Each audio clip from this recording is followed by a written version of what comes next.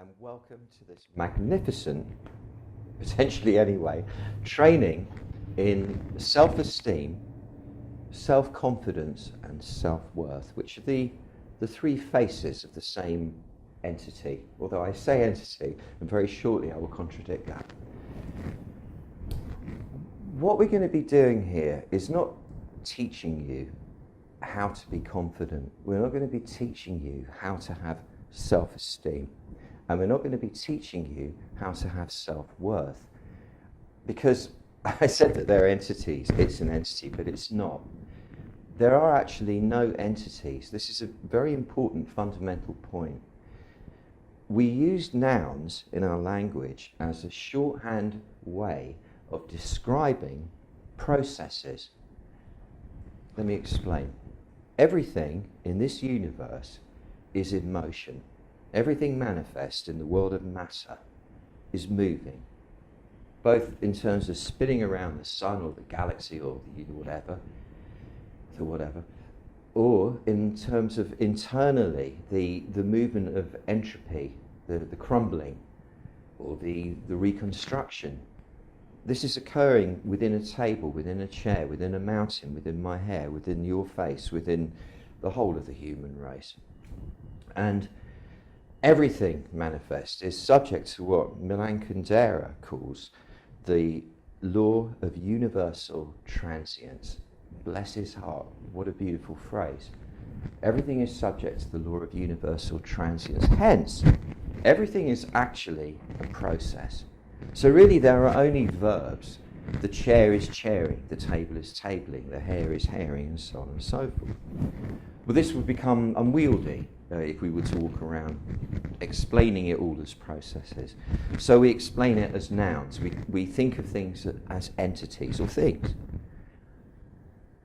Now that's fine as a form of shorthand description, but then what happens is our mindset, the way we then describe reality to ourselves, gets limited by that. And we actually believe that these things are entities, that they are things in the first place. So self-confidence becomes a thing, an entity. I've got to have that thing. You know, we all know that when you're confident, you're far more attractive, you're great to be around, you get things done, people go with what you want, assuming it's somehow harmonious with their wishes as well. And you tend to be able to organise your life, manifest your life, more elegantly when you're confident. In fact, I actually have to say that the lack of it, the lack of confidence, is probably at the root of everybody's problem. Assuming everybody has a problem. At the root of suffering, one of the aspects of the root of suffering, I'm sure the Buddha would say, no, it's about attachment, but you attach because you lose confidence in the big flow, which I'll explain. Self-esteem. Again, it's the same thing. I mean, with no self-esteem, you can't function well. You'll be making things up, you'll be avoiding, you'll be creating what Freud called ego defenses to prevent yourself from doing the things that you could be. You can't flow. With self-esteem, you flow and you infect others with it and they feel better being around you. I'll explain what self-esteem is in a moment. And again, self-worth, valuing yourself, having value here. If you feel that you have no value, others will feel you have no value, and you'll be treated as if you have no value. And that means you can't really hold your place in society, because you've got to have value in society. And that is truly derived, in fact, solely from how you perceive yourself. But these are not entities. These are not things that you acquire by doing this trick or that trick. I mean, yeah, the NLP guys will look at somebody who's really confident and, as they call it, model themselves on that. You might call it method acting, and it works. It's a good way of doing things. It's probably, although a shortcut to acquiring what looks and feels at first like confidence, it probably actually decelerates or slows down the process of gaining true confidence, because it's going to pull you further into the external world, and I'll explain why that's significant shortly. We're not going to be acquiring these entities because they're not entities. Confidence, self-esteem, and self-worth are the natural state before you get interfered with.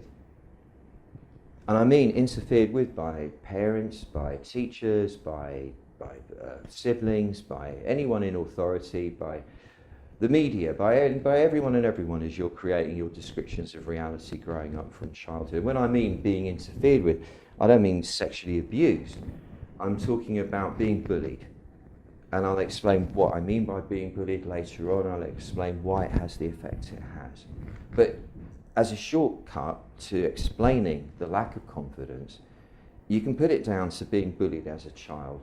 And I mean as simple as someone going, but really, is that really the best you can do? Not even saying, it's giving you that look in the eye. It can be your mum just giving you a look like that, or your dad, or a teacher going, but whatever, and we'll talk about that shortly. It's the natural state before all that starts happening. Now, if you were being brought up by really wise, awake, conscious, loving, enlightened, wise, wonderful parents, they had two wises in there because they're very wise, the chances are that you wouldn't have much of a deficit of confidence and self-esteem. And there are more and more people coming through like that because there was a whole wave of enlightened parenting since the social revolution of the 60s.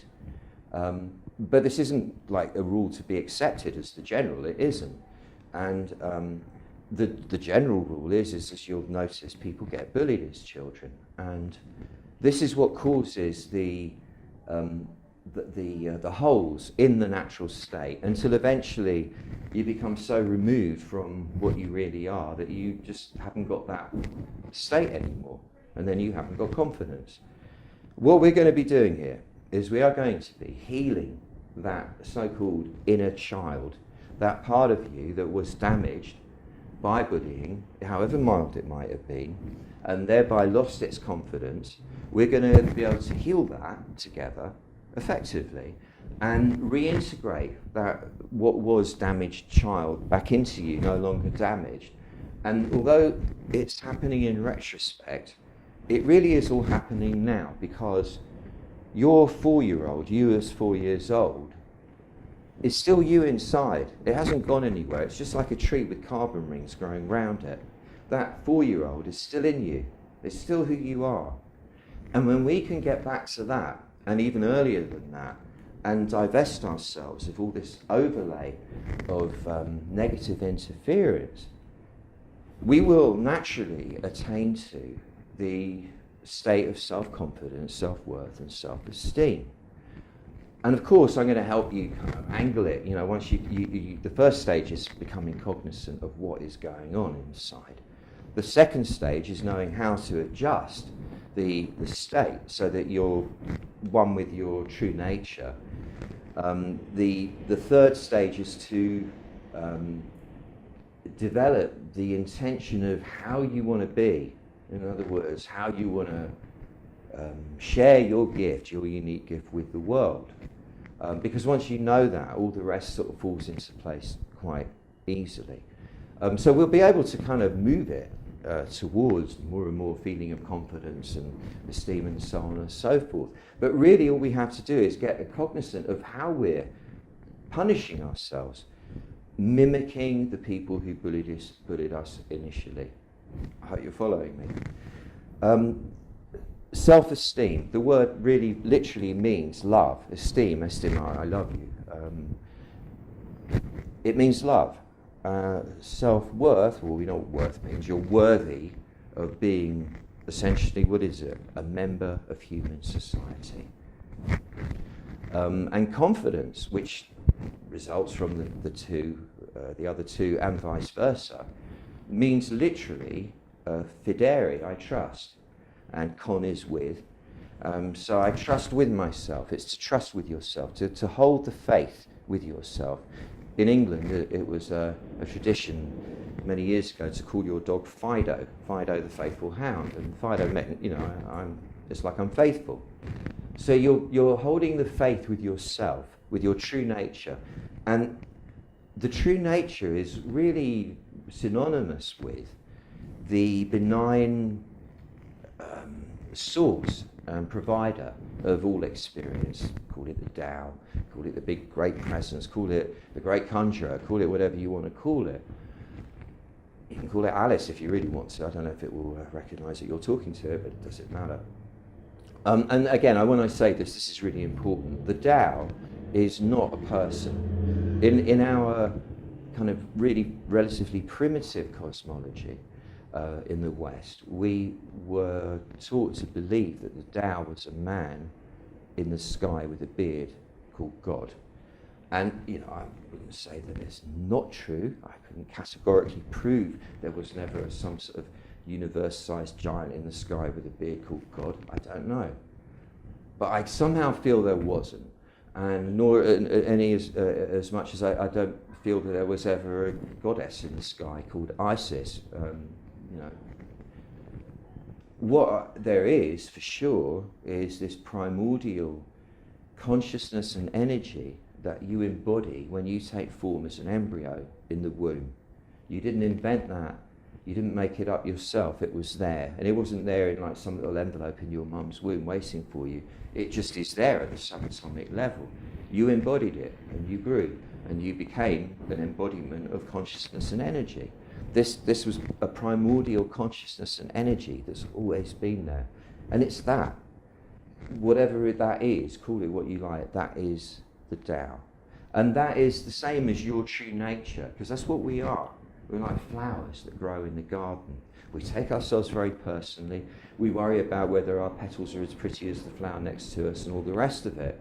But in fact, all we are flowers in the garden. And there isn't very much personal about it.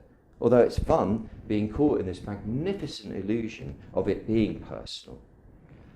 By learning to be one with our true nature, we know what is what.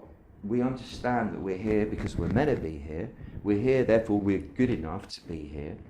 And the validation that we would normally be inclined to seek externally through the acclaim of others, and thereby leave ourselves susceptible to the opprobrium of others, that need lessens the more we realize and embody our true nature, because we know then that the validation is coming from that.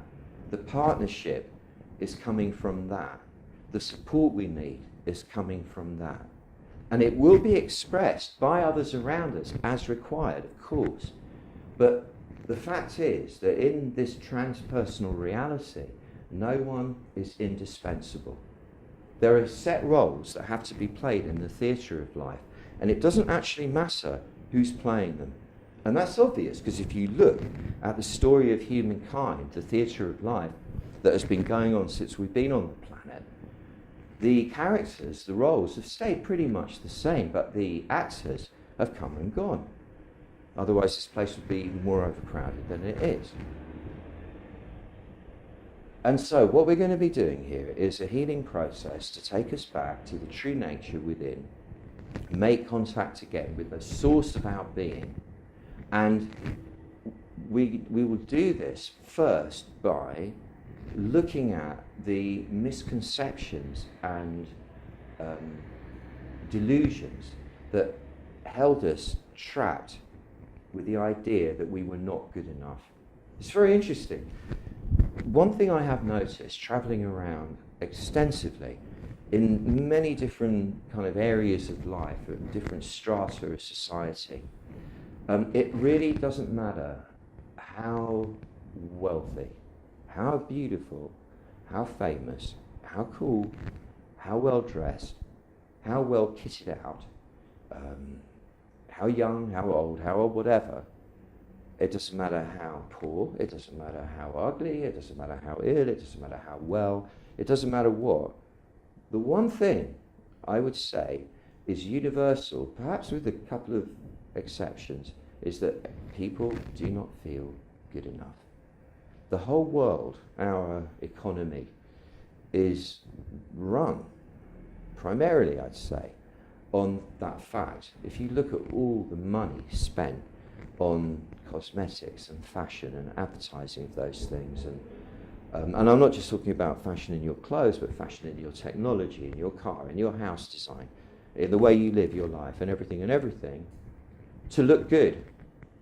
That's what we spend the money on. That's what we put so many resources on, to look good. And of course, primarily we spend the money on weapons, and then it's on infrastructure, and then it's on looking good.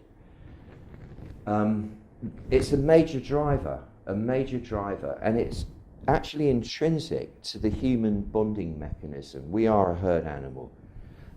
We have these innate bonding mechanisms, which are either, biological, or we develop them over the aeons.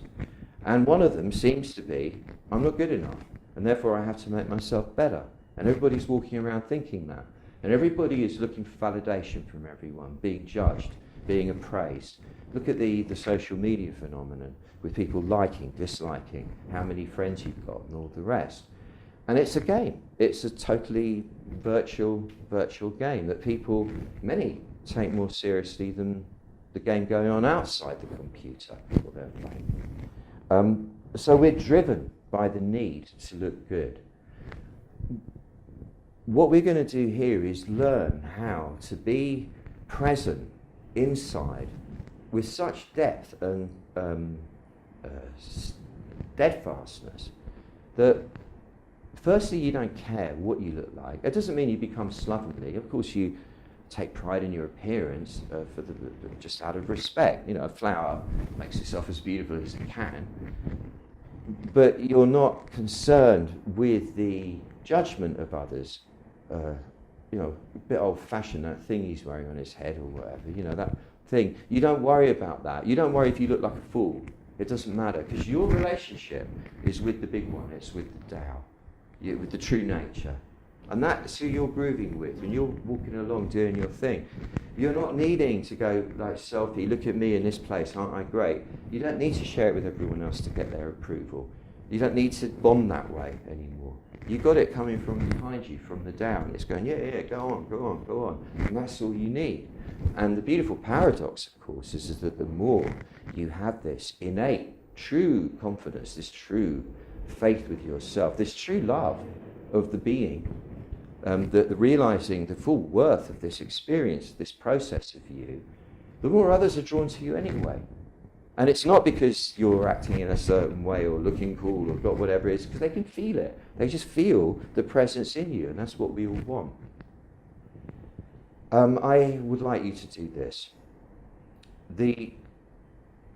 This is fundamental, the method of the Barefoot. Back to back, so far is the best name I've come up with for it. If you followed any of my stuff before, you'll know this is fundamental, and I'm not repeating it because I'm a one-trick pony, obviously. This is crucial, and we forget all the time anyway, so it's important to remember and be reminded. This whole idea of you and who you are and being good enough and not being good enough and finding your self-esteem and is it going to work and what will be when you've got it and then you're going to be confident and things are going to be great, all of that is going on in the front of you. It's the drama of being you. It's the story. And all your feelings about it, your feelings about your life, your fears, your hopes, your dreams, your aspirations, and all that stuff, all going on in the front of you. All of it is passing, all of it ephemeral. And the sense organs face forwards, and therefore we perceive life going on in front of us, and it draws us forwards to get a closer look, obviously. And we get stuck there. We get stuck there basically in performance mode. We're performing to get the right reaction from the mummy, the daddy, the teacher, the so on. And so we're up there, like in the front, doing it. And we lose our back. We lose the background of our being. We lose the very basis of who we are, the background presence, the true nature within. So what we're going to be learning, and this is what I want you to do to start with, is to come into the back of you. As simple as that. Just drop into the back of you. Sit back inside your throne inside. You lean into your spine, lean into your hip bones. Just lean back and let your mind lean into the back of your skull. Now, the front of the forehead, the brain rather, is quiet. There's no thought there. You're free to open your heart and let your love, your kindness flow. The belly can relax, you know, all that going on inside. You can just soften up and relax. You can slow your breathing down, and you can value being here. This is an effect of loving yourself, of self-esteem. You value being here, so you give yourself the time, like, I'm here and I'm enjoying it, and this is very important. The way this is done at first, if you find it difficult, is to breathe in through the front of you, as if breathing in through all the pores of the skin in the front of the body, throat and face simultaneously, a massive wall of air into the back of you, and that brings you into your back. As you breathe out, you breathe that wall of air forwards through the front, and that kind of pushes you back further, like when you take off in a plane. You only need to do a couple of 2 or 3 breaths like that, and you're in your back. From your back, where there is none of that noise or conundrum occurring, you have equanimity. You sit in your true nature observing. And then when the front gets attracted to a bit of frivolity here or there, you don't necessarily have to follow it. When the front is then inclined to punish itself, beat itself up, be horrible to itself for whatever reason, through habit, you're no longer obliged to do it compulsively. There's an option. You can observe, there I am about to punish myself. Perhaps I shan't. Perhaps I will instead love myself. We'll be getting into all that in due course. But what I want you to do is that exercise of coming into the back with 3 breaths, and then saying to yourself from back there with an open heart and a smile in your eyes, the reason that I am here is to enjoy it. I am here to enjoy it. The reason I am here is to enjoy it. The reason I am here is to enjoy it. I'm here to enjoy it. The reason I'm here is to enjoy myself. For real, that is the reason you're here. You might think it's hedonistic, you might think it's wrong. I don't actually care if you do, because I can assure you that you can give me a million other rationales for why we're here, and I won't believe you. I won't believe you. It's not about learning lessons. You will learn lessons anyway. They are about enjoying yourself. It's not about achieving things. We only achieve things because we want to enjoy ourselves. That's why we do everything we do. So cut to the chase and start to realize the purpose for you being here is to enjoy yourself. And when you can do that in each and every moment, regardless of what you've achieved or haven't achieved, what you look like, what you don't look like, you've cracked it. You've won the prize. And that's what we're all about. That's what this training is all about. You're going to enjoy yourself so much more as a result of this. And that is where the confidence is. That's the point. So this is what I want you to do. You come back into your back, you 3 breaths, you sit in there, take stock, you realise here you are, a big presence with a human form. The reason I'm here is to enjoy myself. And you repeat that in various ways, 7, 8, 9, 10 times, whatever, until you feel it, just feel it. That's today's exercise. Catch you on the next one.